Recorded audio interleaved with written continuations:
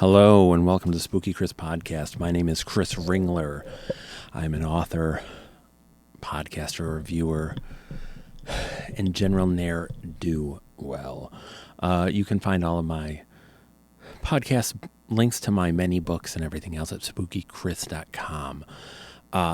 I'm going to read a story I had recently wrote. I'm going to be lucky enough to read this for an audience just before Halloween. And while it's not necessarily a Halloween story, I think it's a good creeper. So I wanted to let you all hear it.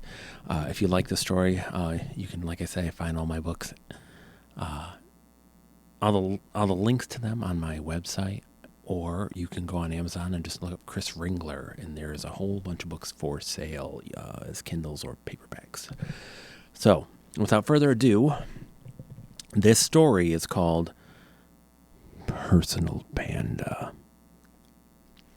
It all happened long enough ago that it feels made up. It feels like a story I heard around a campfire 3 beers into the night. Thinking about it makes my head hurt and my palms sweaty, and I just want to chalk it all up as having watched too many scary movies over the years. I want to convince myself it didn't happen. That isn't the truth, though. The truth is in a box I have that I hope to never unseal. The truth is on a t-shirt I was given. It reads, I went to the free petting zoo. I should have thrown the things in that box away, but have kept them as a reminder of the unknowable horror that lies just out of view, right in our peripheral vision. And I just want to be away from there, further than I know I can ever get. But I can never, ever get far enough away. Never. Everything happened, I suppose, because I had been thrifting out in the boonies. I had started doing it as a business about 7 years earlier in that time. And in that time, I'd become the hot, hip trend. It'd become the hot, hip trend to upcycle. Took only a quick search of a social network to discover hipsters selling old clothes that people used to sneer at, or kitchen items that had fallen from cool to kitsch to junk and then back again. The market was flooded with finds and professional tourists who thought they knew everything about vintage. For someone like me trying to make a living at this and not just a side hustling, it sucked. The tourists had flooded the market, had decided that everything was collectible and vintage and special, and were now pushing prices higher and bringing too much attention to what I did. It was a mess. I had known a few old-timers who had been doing it well longer than I had, and they had gotten out of the thrifting business because they couldn't keep up or compete. They had gotten into it for the love, and right now it was all about the money. They'd say that and give me a look, and I admit I flushed a few times. Not that I cheated anyone, but I also didn't always tell people everything I knew when I was buying from them. Everything was different now, though. Suddenly, everyone with a garage sale or antique store thought they had priceless artifacts, and the market bore it out because people are stupid. They don't do the legwork, or even a little research. A simple bakeware set that I could buy for $10 and sell for $40 a couple of years earlier was now being sold for $50 and bought for $100. It was crazy. With things getting way too crowded for my liking, and I was starting to venture further and further away from where my usual stomping grounds were, and deeper into the country to try to find things other people weren't finding. In another life, I had been an accountant, and there was a sinking dread that I'd have to go back to it if I didn't figure out a way to make myself stand out. I needed to find areas where I could still buy things for reasonable prices if there were places like that around anymore. I had thought about starting to take more pictures of my trips, of the people I met, and of all of that to try to bring some personality to what I did. I had never wanted to do that to sell that way, but I had to try something. I just had to do it carefully so I didn't give away any of my spots that I wanted to return for something. It's embarrassing the lengths we go to do something we love. The hell of it was that the market was saturated with idiots, even out in the sticks. Everyone was on the video platform or the social site, and there were even thrifting influencers who made it seem like they were legit celebrities as they made sudden appearances at shops. And that led to imitators and killed the whole scene. So how do you compete with that? I had to figure that out. I had been out hitting yard sales since 6 in the morning and was dead tired. And heading back home when I saw the first sign. Homemade and done crudely, it said, "Come meet the personal panda." Weird, to say the least. What did it even mean? Was it someone's personal panda? And really, what did that mean? A mile later, I saw another sign, also homemade, with words spray painted from a stencil on the plywood. "Personal panda, half mile." The last sign was the biggest, a large piece of plywood painted with a drawing of a panda bear and the words, "Panda here," with an arrow pointing down a narrow drive. I had stopped my SUV in the middle of the road and sat there maybe 5 minutes as I stared at the sign. I was tired. My back was sore after finding a nice chair I could reupholster and flip that I had to load into the back of my vehicle myself. I just wanted to go home and take a bath and have a beer. That sign, though. That damn sign. When I was younger, I'd go on solo adventures, day trips to places I'd never been, sometimes to concerts, to a fancier restaurant, and once on a cruise. I hated the idea that all of the adventures of my life were dependent on me having someone to go with me. I hated the idea that I needed a partner in crime. It had been years since I had one of those adventures after some guys at a rock club started getting mouthy with me and then followed me out to my car. That was enough for me. The world was getting too dangerous and I was getting too old to be naive about it. Still, the sign was hard to resist. I got my phone out to take a picture. This would make a great post, I stopped myself.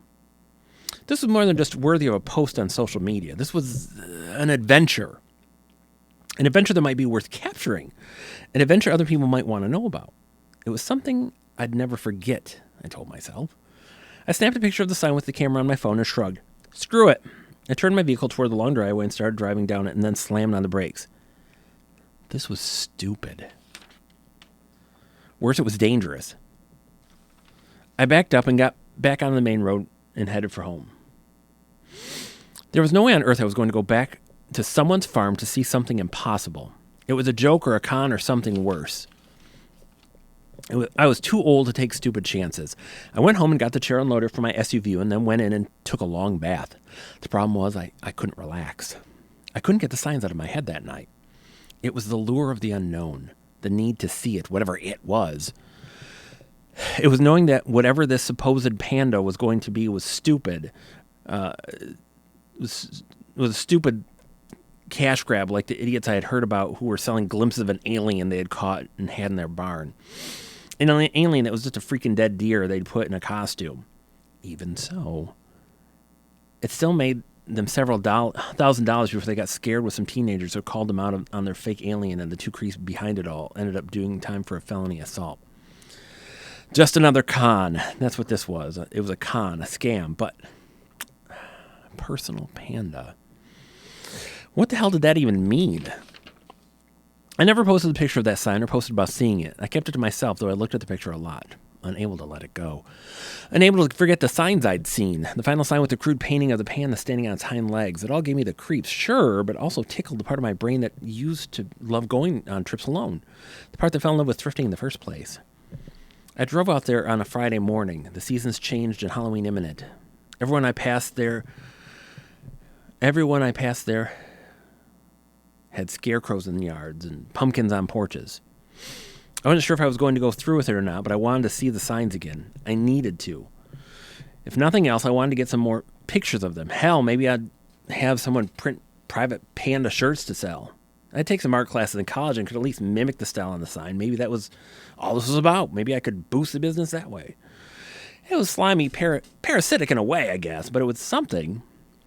It felt gross, though. I mean, I was happy to rip on whoever had put it up, but not steal from them. I had to pass the drive for the farm where the panda was at least 3 times before I realized that was the one. I recognized the decapitated water tower that stood near a faded red barn.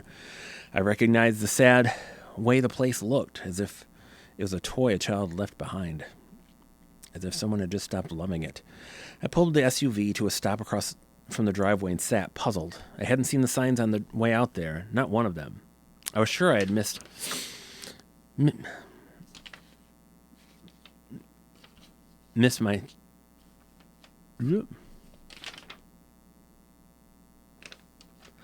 Missed one or two before I noticed them, but there are none now, and there certainly wasn't one outside the driveway. They were gone. All gone. Crap. I parked my SUV across the street. I had parked my car across the street and looked around for the Panda sign and saw nothing. Not in the weeds, not behind a tree, not anywhere. I went to the large tree at the end of the drive where the sign had been, and there was a nail in the tree, but nothing else. I looked down the drive and toward the farm and kicked the rocks. I'd come all that way. Crap. I looked around and felt stupid.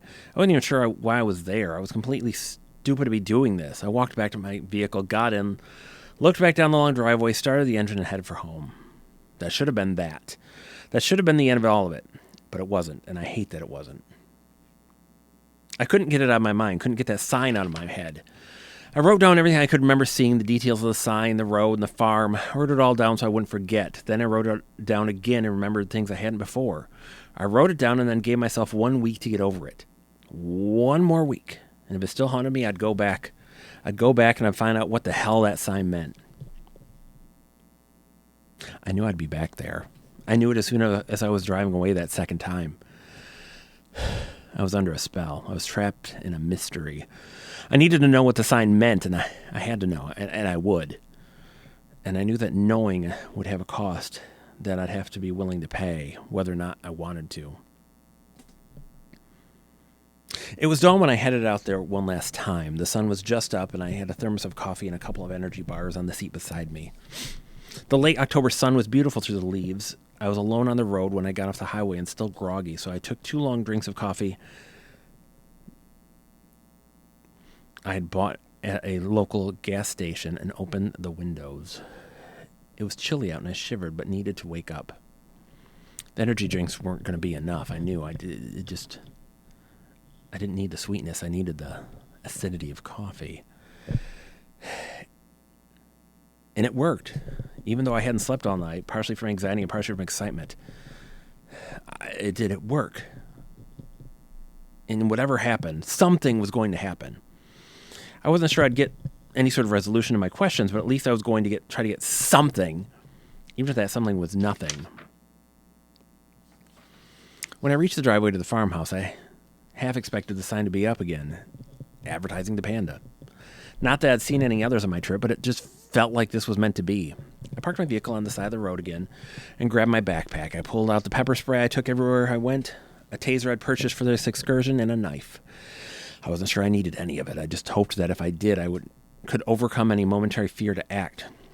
I'd taken a self-defense class, and I knew that the difference between being a victim and survivor was often tied to how you reacted in that initial moment and whether you could remain clear-headed or give in to that fear. I wasn't better or smarter than anyone else. I just hoped that I could be lucky enough to stay clear when I acted. I made sure my vehicle was locked, and then I started walking down the dirt drive, expecting to see no trespassing sign or warning that the owner was armed. I was a little surprised not to see anything like that, but was still on my guard and had a hand in my back pocket where the mace was. The grass was high beside the driveway and the weeds higher. The leaves on the trees around the farm had turned and were starting to fall. Further into the property, the grass and weeds were still even higher. While the barn was worn, it had been painted in the past few years and was just starting to fade. The house beyond it looked well maintained. It was small in the typical farmhouse style, with a porch across the front. There was a field of corn that was overgrown and starting to rot. I heard no cows or chickens or anything else. It was just so quiet. This was a farm in name only. Whatever life had been here was well in the past. I wondered if the owners were gone now too, dead or moved on since I'd last been here maybe. My heart sank. Hell, for all I knew, the signs had been a prank by local kids. Some weird, stupid prank at an abandoned farm. Crap. I trudged up the gravel driveway, deciding I might as well look around the place and get a few pictures to add to my strange story. It might get a little run online and maybe lead to a sale or two. You never knew. I suppose I'd laugh about it all eventually, or someone would, but it didn't feel funny right now. Not in the least. The further onto the property I got, the more I saw that decay, rot, and abandonment were creeping onto the land. The fencing around what must once have been animal pens was starting to break. There were some deep ruts in the nearby field, and they were filled with stagnant water. Wherever there weren't stalks of corn. Standing deep in the field was an old scarecrow that had shifted over the years and leaned to one side. Around the dirty cloth of its head was a bright blue balloon that bobbed back and forth in the wind that had started to pick up. It was all so strange, as if someone had gone to work to make things seem strange. I started to wonder if this was some elaborate prank again. A joke I was about to be the butt of, or could have been the butt of. The door to the house was open. I wondered what sort of rot lay within and was thinking about it when a voice behind me stopped me cold. Anything I can help you with? It was a woman's voice, soft but firm. I expected to hear the cocking of a gun's hammer or racking of a shotgun, but heard nothing. I slowly turned, not wanting to startle the person into doing something I'd regret. I'm very sorry, ma'am. I didn't realize anyone still lived here. It looked abandoned. The woman was short and thin, wearing worn jeans and a dirty white T-shirt featuring a country band from the 80s. Her hair was pulled back into a ponytail, and her hands were dirty, and there was a stroke of dirt on her chin. She stood with her hands on her hips and reminded me of my mom. Let me guess, you saw the signs, right? The woman asked. I felt myself blush, and I dropped my eyes. Yeah, that's what I figured when I saw you the last time you were here. You were looking for it, weren't you? The sign. She didn't sound mad, just curious. I felt like a teenager who'd been caught making out in the graveyard. Yes, it was I saw it a couple months back. I saw 3 of them, or well, I saw 3. I guess I shouldn't assume those are the only ones. I'm sorry, I couldn't shake the curiosity. Hearing myself say this, I realized how stupid I sounded. You know, you're the only person that stopped? They weren't up long, maybe 2 days at the most. Can I ask you why you put them out? What was it all about? I asked. The woman looked around and then back to me, nodding. I didn't put those out. No, not me. She took a deep breath and looked out into the cornfield, then back at me. Do you still want to see it? She asked, hands off her hips and wiping the dirt on her thighs. See what? I asked. You know what.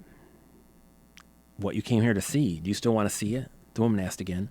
It was a gag, right? Some joke? A way to get people here for what, a yard sale or something? I started to smile and waved my arms around. I felt foolish. I'd fallen for some stupid prank, and there was bound to be a video of me online soon, but at least I didn't fall for whatever the big reveal was. There was that, at least. The woman shook her head and started backing toward the barn. I stood and watched as she slowly moved away.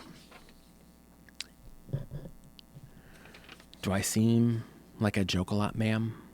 If you're not serious, just leave. My smile fell as soon as she spoke, and I shivered. If this wasn't a joke, then what was this? If you want to see it, you'll have to come with me. There's nothing to worry about. You're safe here. You're safe. Do you want to see it? The woman said as she entered the shadow of the barn. She said it as if she already knew the answer. A cold chill came over me, and I looked around, as she had, expecting to see someone hiding on the property or behind a window in the house. I saw no one. Without even knowing it, I started walking the same way the woman had gone, and in another moment was also under the shadow of the barn. The woman turned and walked into the barn a little way before stopping to turn back toward me once more. What you're going to see is what you're going to see. Don't talk. Don't interact. Just watch. When it's done, you're going to turn around and leave. Nothing will happen to you. No one will hurt you. You have to follow my instructions, though. I hope you understand that. I'm sure you'll want to tell the world about this, and I will simply ask you not to do that. If you do, it will make things very difficult and force me to report that you trespassed on my property, and I caught you trying to steal from me. I already took a picture of your vehicle and the plate. If something happens to you, it will be on your head, not mine. That's not a threat because I don't think you need one. I saw your hand in your back pocket. I'm sure you didn't come here without some sort of weapon. You won't need it, I assure you. And as I assure you, I remind you that you came here. Whatever you see, remember that you want to see it. Now then. The woman turned away from me and walked a few feet into the dark and then knelt down and patted the tops of her legs and then gave a whistle. It felt hot in the barn and the air smelled like fresh manure. I waited, sweat on my brow and running down my back, and tried to calm myself. On the walls of the barn were more homemade posters, one advertising a petting zoo, one with a crude picture of a hairy man standing with his arms in the air, one with the words, "See Long Jim," but the bottom was torn away. There was even a poster advertising the Sky Mystery. Nothing happened at first as I stood there waiting, but then there was a sound at the back of the barn.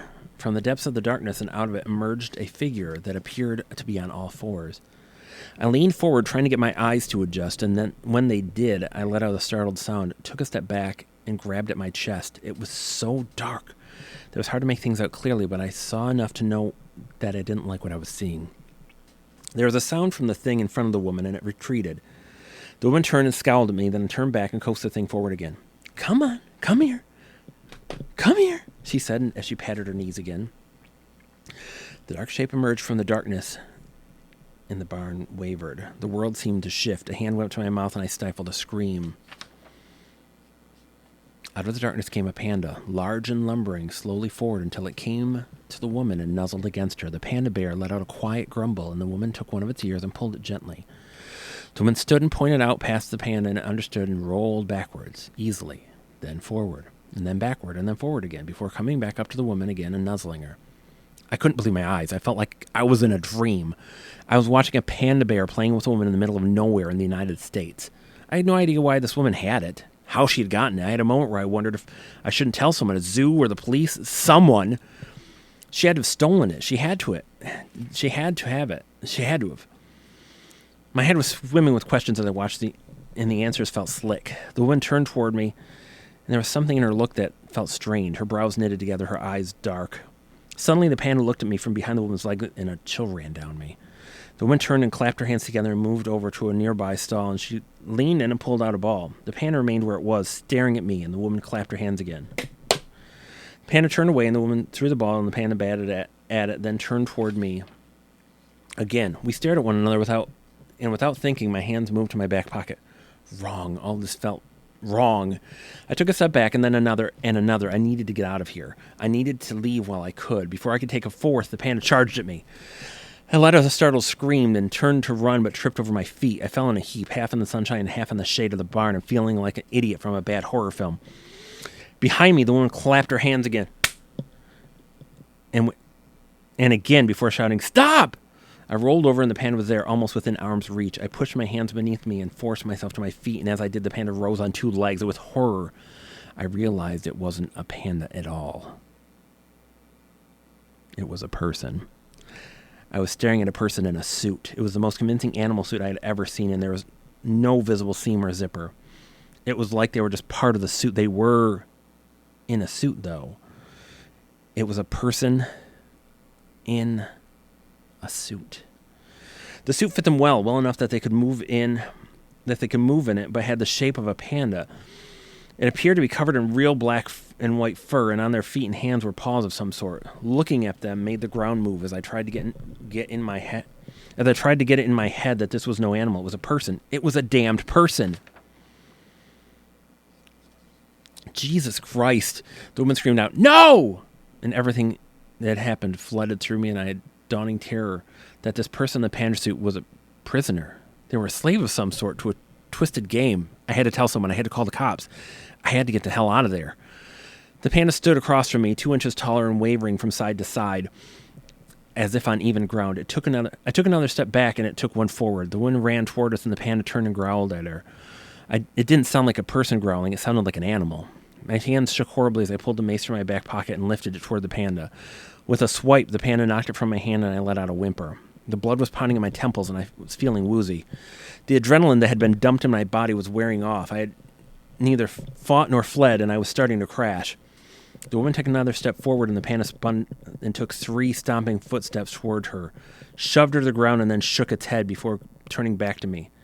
It dropped onto all fours and waddled its way to me and stopped when it reached me. It began to sniff me and nudge me with its nose as it did. I let out a sob and held my hands at my sides. "Just stay still. Let it smell you. Let it know you aren't a threat," the woman whispered from her place on the ground. "Screw that. Get this frigging thing off me," I hissed. The panda growled at me. "Keep quiet. If you want to get out of here, just keep quiet. I closed my eyes. A million things came to me and pushed toward my tongue, but I held them back by my teeth. I felt something wet on my hand and looked down. A small red tongue was licking my hand. The panda turned from me and waddled to the woman and licked her face. The woman patted it on the head and got slowly to her feet. Once she was up, she looked at me and nodded her head toward the road. Get out of here. Get out. Now. Just leave. While you can. She didn't tell me to not call the cops. Not to tell anyone. I felt the words were there, though, behind her command, but she hadn't said it. I turned and started walking away. There were overripe pumpkins to my left that had split open and were brown with rot, their seeds spilling all over the dirt. I tried to focus on putting one foot in front of the other and was halfway down the driveway when I felt a tug on my right hand. I turned and the panda was behind me, standing on its hind legs and staring at me. It had covered at least 50 feet to get to me without me hearing it. I shuddered. It leaned in and its breath was hot on my ear. Don't ever tell anyone. Never, never, never, a soft voice told me. The panda gave me an awful smile full of human teeth. Their breath smelled of mint, but from their body came a thick scent of body odor and manure that made my eyes water. I had an awful feeling that there were more eyes on me, and I turned toward the abandoned fields and saw shapes standing up. More animals. More people in costumes. A deer, a bear, a wolf, a fox. There may have been more. Everything feels like a blur now. They were up long enough for me to see them, then dropped back down to all fours in the high weeds and were lost. I turned back, and the panda was on all fours and was waddling back to the woman, who stood and stared at me with deeply ringed eyes. I turned and ran to my SUV as fast as I could, stumbling as I went. In the field, a wolf started to howl. I made it to my SUV, and on the window was a piece of paper with a message written in crayon. Petting zoo every Friday. Free! I crumpled it and unlocked my vehicle and got in. As soon as I was in, I caught a thick whiff of body odor as if someone was in the vehicle and gagged but didn't roll down the windows. I glanced in back and didn't see anyone. I started the engine, dropped it into drive, and sped away. I grabbed my phone from my pocket and started to dial the police and happened to look in my rearview mirror and saw a note on the back window. I slammed on the brakes and stopped. The note was also done in crayon and was placed under the back window wiper so I could read it without getting out. It read, "Don't tell anyone." Beneath it was a drawing of a smiling panda bear face. I started sobbing and dropped my head into my hands. All I wanted to do was to sit and cry, but I knew I couldn't. I had to get away while I still could. I wiped my face off, dropped the SUV into drive again, and floored it. I finally slowed down as I hit the asphalt again and didn't stop until I was home. I was shaking the entire ride. I needed gas but didn't want to stop. I risked it and made it home, barely. I thought about calling the police and grabbed my phone from my pocket, but never hit send. Something stopped me. Something in the panda's eyes. Their bright blue eyes matched horribly with that grin. On the highway, I opened the windows to air things out. Though the scent was still heavy, I wondered if I'd gotten something on myself. I was going to take a long, hot shower after this. That was for sure. When I was finally parked and safe, I rolled the windows up and was assaulted by the smell again. I sniffed around and leaned over the back seat and saw it. Lying on the floor of the left passenger seat was a black ball with something beneath it. My stomach dropped.